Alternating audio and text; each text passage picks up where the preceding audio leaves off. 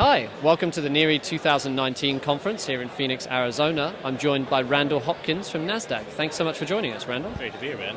Absolutely. So Randall, it's just over 2 years since Nasdaq released its Revitalize Blueprint. Can you talk about the legacy 2 years out of that blueprint, some of the things that it achieved, and kind of where we are 2 years down the line? Absolutely, yeah. Well, as you may recall, there were 25 different items in the blueprint, and so each are on a different track. Yep. And some are making great progress, some are starting to make progress, and we've been very intentional in identifying that this is a long-term commitment to our companies, to the growth of the United States of America and the economy broadly. And so, some of the key areas that we've been focusing on most recently have included things like disclosure reform, proxy advisory firm reform, short sale disclosure reform. A lot of these areas that, frankly, at NIRI, we share a lot of the same public policy goals. And we've been very pleased that each of them have made incremental progress over that span. Mm-hmm. Yeah, you're right. Like NIRI have picked up several of those as big advocacy issues. Interested just for a moment in proxy advisory reform.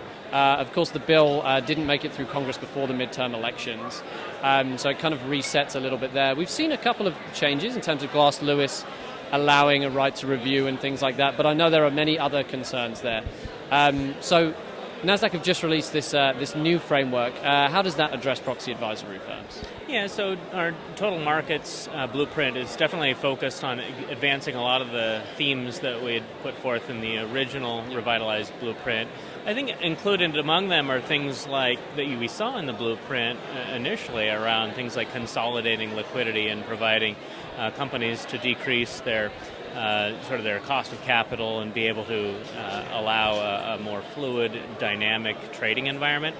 Other aspects that are in Revitalize that sort of trickle through total markets are things like investor access and being able to include a very broad, robust participation in the markets. And when we talk about proxy advisory firm reform or proxy reform more broadly, allowing all to participate in the market is a very core goal that we have, and that's certainly a theme that continues throughout.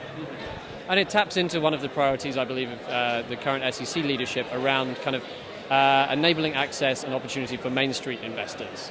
So what do you make of the current SEC leadership and kind of the chances of moving forward some of the goals laid out in this latest blueprint under the current SEC leadership? Yeah, well, we're very encouraged and really commend the SEC leadership on not only some of the most recent developments, such as the announcement of the roundtable on short-termism that was just announced on May 20th, as well as the roundtable that was convened last November on proxy plumbing and proxy advisory firm reform.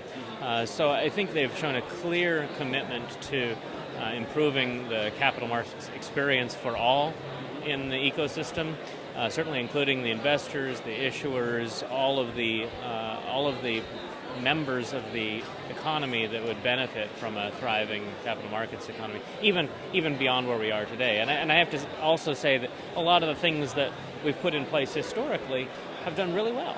And we continue to be the envy of the world in that sense, but there's so much upside from where we are. Sure.